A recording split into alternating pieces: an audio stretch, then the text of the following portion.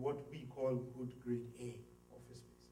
So, but by the time some of the buildings come up, UAP towers, we could start seeing a bit of slowing down in the take-up. But it all depends on what happens in terms of the multinationals coming in. Government is still growing, and government is still a big demand for office space. So, that is basically a slide about the demand and supply analysis.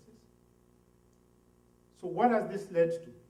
Service offices as an alternative workspace. What is driving service offices? One is ease of entry, because you can go in and get into a service office, take a license, it's already space, it's already been fitted out, and you can start business almost immediately. Just to be able to show you some of the graph, this is just a market share, showing the market share of serviced offices. The biggest area is 34% in Westlands. You've got some in CBD, you've got some in Kilimani. Upper Hill is a very small proportion.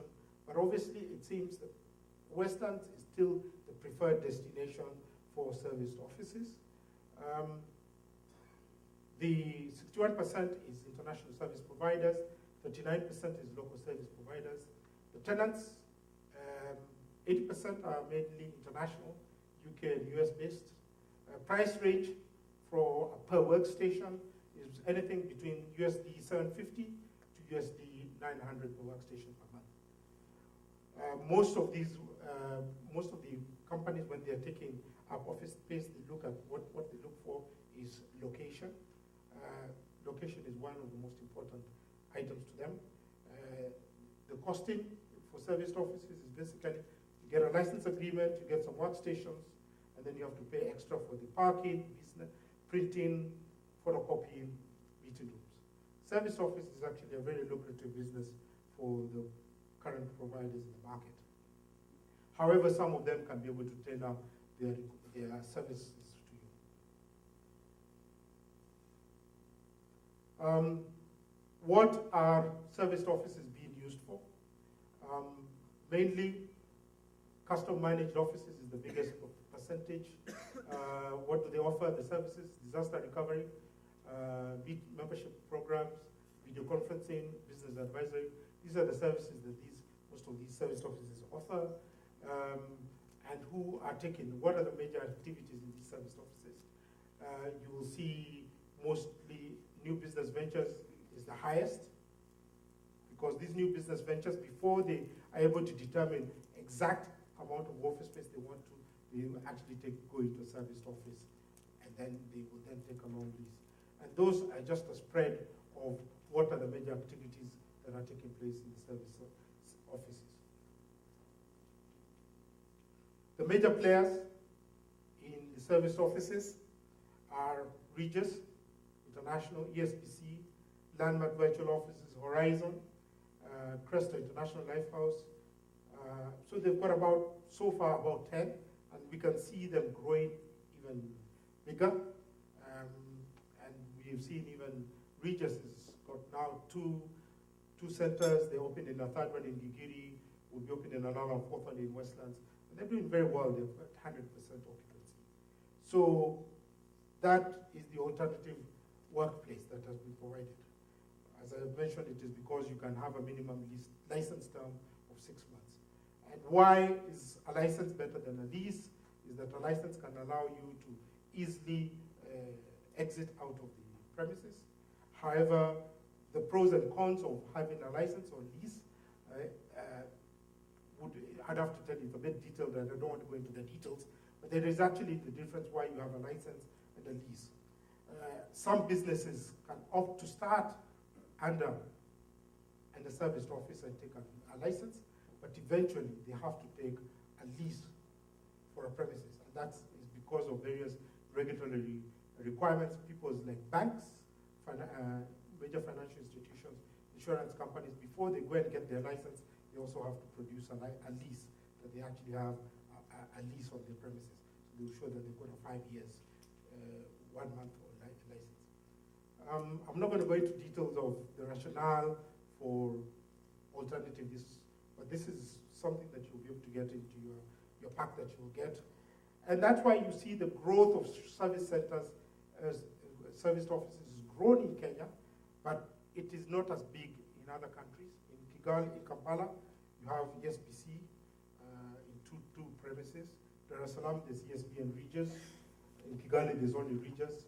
And Juba, they have 1 or 2.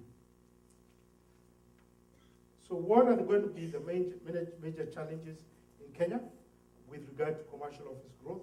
Is basically political risks, the legal challenges in terms of registration, and some of you in Kenya, of course, understand what the challenges you're having now between the National Land Commission and the Ministry of Lands, who is going to be in control of the land office. Infrastructure, there's need for major infrastructure development, better urban planning. Taxation is becoming high. You know, recently in September this year, the government imposed VAT on the sale of commercial buildings. So it's just put an extra 16% cost into the property price. And then, you know, as a property owner, then to recover that can take a bit of time. High land values, that's what we are facing. High borrowing. And these are the things that are going to be the challenges for the commercial office growth in Kenya.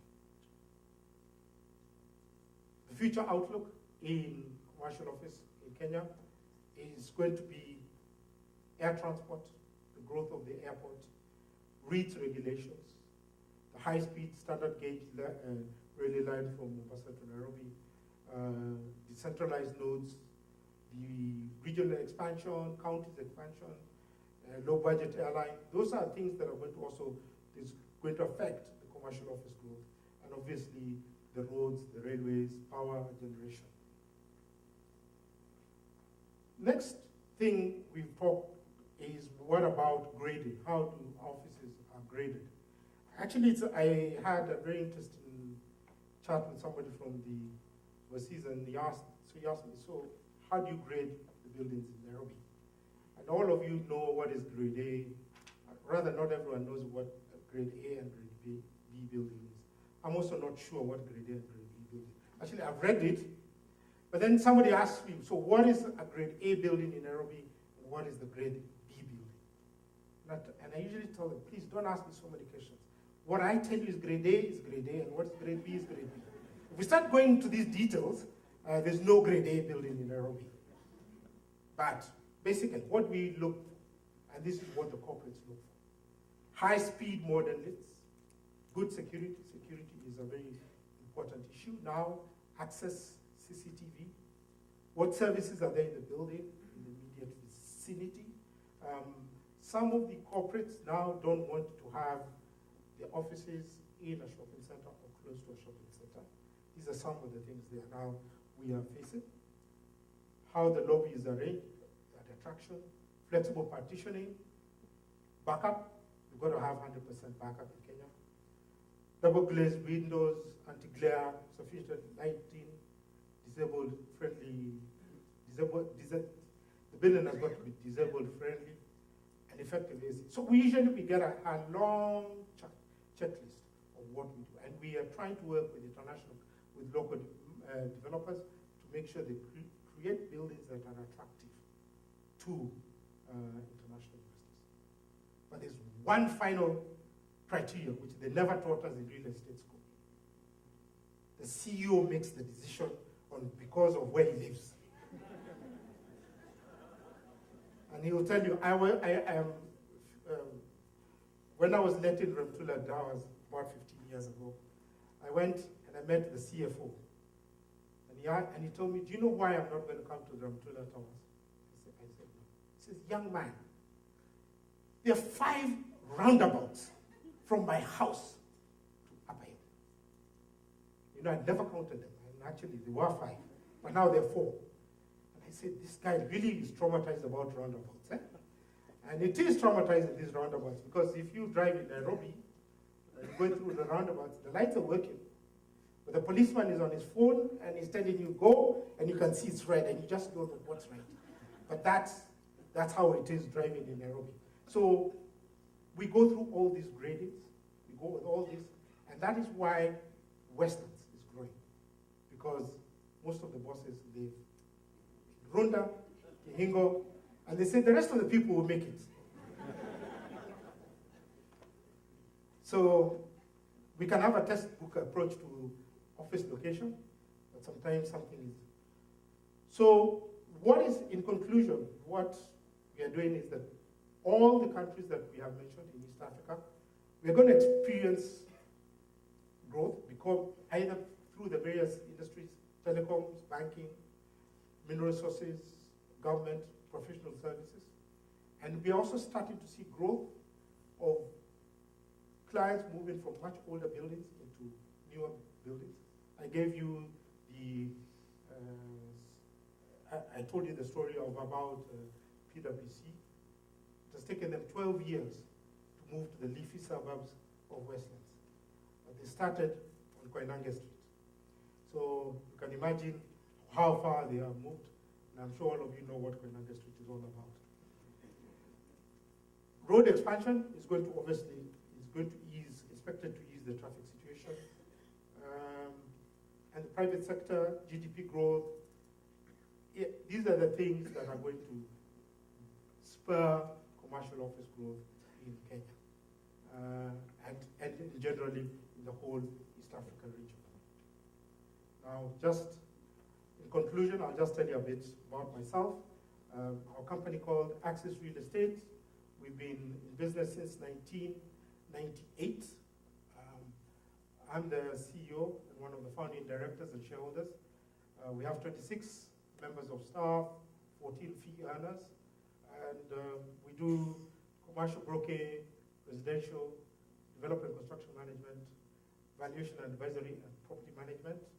And our main clients are Ismail Ramtula Trustees, Sony Holdings, that's basically the Ramtula Tower, and Lavington Shopping Complex Limited, which is the owner of the Lavington Mall, which is in Lavington. Most of you know it as Lavington Green, but we changed the name to Lavington Mall because there's nothing green about it. And then, of course, Centum, APA, and various banks that we work for. Thank you very much, and thank you for listening to me, and have a good afternoon.